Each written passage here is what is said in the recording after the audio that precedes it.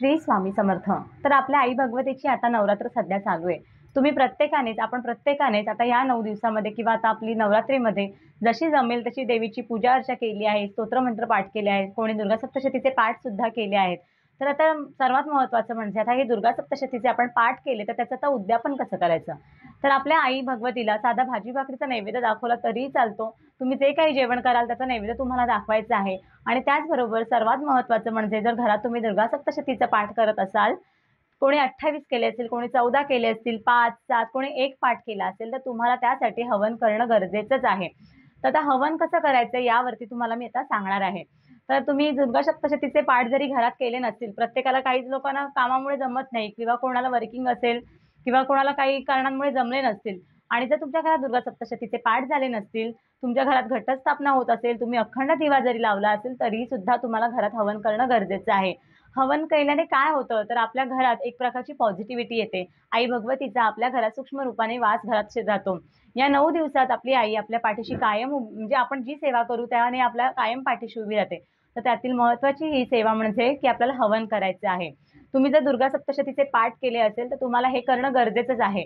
जेव्हा तुम्ही हवन करता, त्याने तुमच्या दुर्गा सप्तशतीच्या पाठाची समाप्ती होते. तुम्हाला त्या दिवशी जेव्हा तुमचे पाठ पूर्ण होतील, तेव्हा तुम्ही ते आईला नैवेद्य दाखवायचा आहे आणि हवन करायचे. तर आता हवन म्हणजे काय? हवन म्हणजे आपल्या आईच्या स्तोत्र मंत्रांचा किंवा जपांचा आपण जेव्हा स्वाहाकार करतो, त्याला हवन असं म्हणतात. तर आता हवन कसं करायचं? कधी करायचं? तर हवन हे अष्टमी किंवा नवमीला करता येते. काही लोकं अष्टमीला करतात, पण शक्यतो नवमीला हवन केलेले चांगले. त्या दिवशी जर तुमच्या दुर्गा सप्तशतीचा पाठ होत असेल, तर तुम्ही त्याच दिवशी हवन करा, म्हणजे अष्टमी किंवा नवमीला. तर आता हवन कसं करायचं? त्याला काय सामान लागतं? कसं करायचं? याबद्दल आपण बघूया. तर आता आपल्या घरात आई भगवतीचा वास कायम राहावा, तिचा आपल्यावर कृपाशीर्वाद राहावा यासाठी प्रत्येकाने हवन कराच. हे माझी तुम्हाला म्हणजे प्रत्येकाला कळकळीची विनंती आहे, की तुम्ही प्रत्येकाने हवन करून बघा. घरात नक्कीच तुमच्या एक पॉझिटिव्हिटी राहील आणि आई भगवतीचा तुमच्यावर हात राहील. तर आता हवनसाठी आपल्याला काय घ्यायचंय?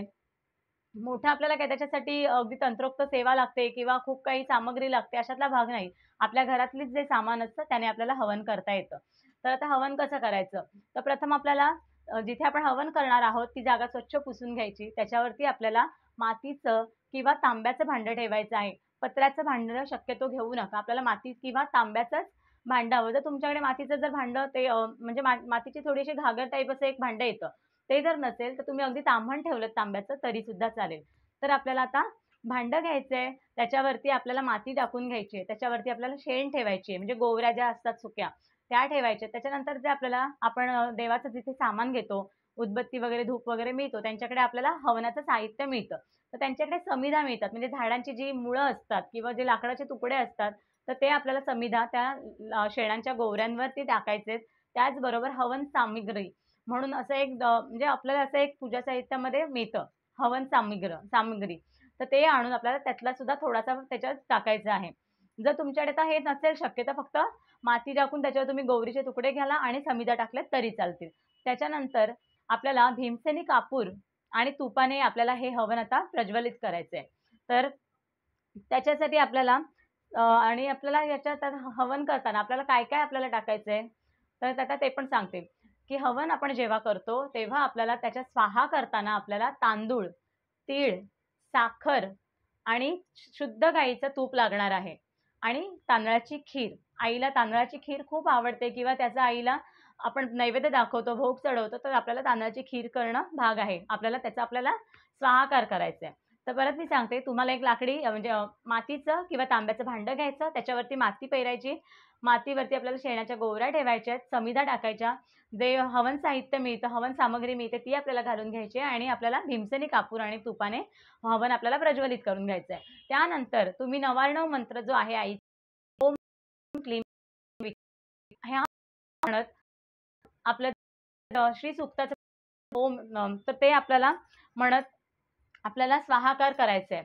स्वाहाकार म्हणजे काय? तर जेव्हा आपण स्वाहा म्हणत असतो, तेव्हा आपण एखादा जो आपला भोग चढवत असतो किंवा आपण एखादा जो पदार्थ आपण त्या यज्ञात किंवा हवनामध्ये टाकत असतो, स्वाहा जेव्हा आपण म्हणतो, तेव्हा आई भगवती आपलं तोंड उघडते आणि तो प्रसाद ग्रहण करत असते किंवा तो नैवेद्य ग्रहण करत असते.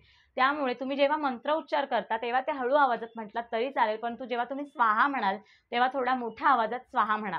स्वाहा करताना आपल्याला हाताची जी ही मृग आहे, मुद्रा आहे त्याप्रमाणे आपल्याला स्वाहा करायचे या 3 बोटांनी. जेव्हा आपण कुंकुमार्चन करतो तेव्हा आपण या 3 बोटांनी जसं कुंकू टाकतो तसं आपल्याला स्वाहा या प्रकारे करायचं आहे. म्हणजे आपण एखादी सामग्री आता घेणार आहोत. आता कुठली सामग्री घेणार आहोत तेही तुम्हाला मी सांगितलं. साखर, तीळ, तांदूळ, तीळ आणि तूप, तसंच तांदळाची खीर, गाईचं तूप ह्या स्वाहा करायचं. तर आपल्याला अशा प्रकारे स्वाहा ते आपल्याला हवनामध्ये सोडायचे आहे. त्याचबरोबर आता आपल्याला प्रथम आपण हवन पेटवून घेतल्यानंतर पहिला आपल्याला दिवा प्रज्वलित करून घ्यायचा आहे, धूप लावून घ्यायचं आहे, दिव्याची पूजा करून घ्यायची आहे. आणि आपण सर्वप्रथम कोणतंही कार्य करतो तेव्हा आपण गणपतीने आपण सुरुवात करतो. तर आपल्याला ओम गंग गणपतीये नमो नमः असं म्हणत आपल्याला 11 वेळा स्वाहा करायचं आहे. जे आपण हे पदार्थ घेतले आहेत त्याने आपल्याला ओम गंग गणपतीये नमो नमः असं म्हणत स्वाहा करत जायचंय. प्रत्येक वेळी स्वाहा करताना आपल्याला आहुती द्यायची आहे. आपल्याला हे लक्षात ठेवा की स्वाहा करतानाच आपल्याला ही आहुती द्यायची आहे. 99 मंत्र तुम्ही 108 वेळा म्हणा, श्रीसूक्त तुम्ही 108 वेळा म्हणा किंवा दुर्गा सप्तशतीचे जे आपले हे आहेत म्हणजे अध्याय आहेत त्यातली एक एक ओवी म्हणा आणि मग तुम्ही स्वाहा म्हणा. आता ओम ऐं ह्रीं क्लीं चामुंडाय विचे स्वाहा, ओम ऐं ह्रीं क्लीं चामुंडाय विचे स्वाहा अशा प्रकारे आपल्याला स्वाहा म्हणायचं आहे. किंवा श्रीसूक्ताची एक ओवी म्हणा आणि स्वाहा करा, दुसरी ओवी म्हणा पुन्हा स्वाहा करा. अशा प्रकारे आपल्याला स्वाहाकार करायचा आहे. त्याचबरोबर खिरीचा सुद्धा स्वाहाकार करायचा. म्हणजे 108 वेळाच तुम्ही तांदूळ, तूप, साखर, तीळ आणि खीर याचं तुम्ही 108 वेळा, प्रत्येकी 108 वेळा नाही. मी तुम्हाला परत तेच सांगते, प्रत्येक 108 नव्हे, आपल्याला फक्त 108 वेळा 99 मंत्र किंवा एकदा आपल्याला श्रीसूक्त म्हणायचंय आणि स्वाहा करायचंय किंवा दोन्ही म्हणा, श्रीसूक्त म्हणा आणि 99 मंत्र म्हणा, अतिशय उत्तम. तर तुम्ही या दोन्ही ह्याने स्वाहाकार करायचे. म्हणजे मध्ये मध्ये एकदा तांदूळ टाका, एकदा तूप टाका, एकदा खीर घ्या, तीळ टाका, अशा प्रकारे आपल्याला स्वाहा करायचं आहे. तर स्वाहा करून झाल्यानंतर आपल्याला आता हे म्हणजे आपल्याला आता हे काय करायचं आहे तर हे तुम्ही रक्षा निर्माल्यात टाकू शकता. जे ते रक्षा होणार आहेत जेव्हा ते हवन शांत होईल त्याच्यानंतर ते आपल्याला रक्षा निर्माल्यात टाकायचे. या पद्धतीने तुम्ही घरच्या घरी हवन करू शकता. आणि हवन प्रत्येकाने कराच, त्याच्यासाठी वेगळं आपल्याला काही कुठलं सामान नाही लागत, हे घरच्या घरीच होऊन जातं. कारण हवन केल्यामुळे आपल्या घरात एक पॉझिटिव्हिटी येते, घरात आपल्या भगवतीचा वास राहतो त्याच्यासाठी.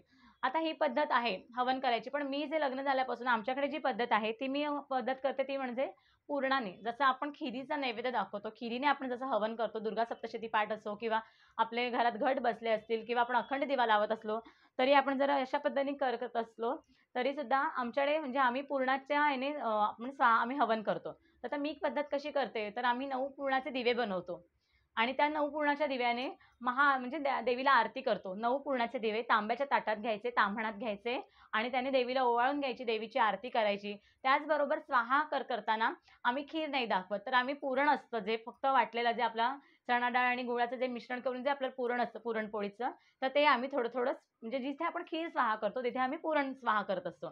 तर अशा पद्धतीने आणि एक पुरणपोळी मी या यज्ञकुंडात टाकते. जर तुम्हाला ते जमत असेल तर तुम्ही असं केलं तरी चालेल. ज्यांना खिरीने स्वाहाकार करायचा असेल तर तो करा किंवा पूर्णाने स्वाहाकार केलात तरी चालेल. तुम्ही खिरीने स्वाहाकार केला तरी तुम्ही पूर्णाचं जर तुम्हाला शक्य होत असेल तर 9 पूर्णाच्या दिव्यांनी तुम्ही देवीला आरती केलीत तरी चालेल.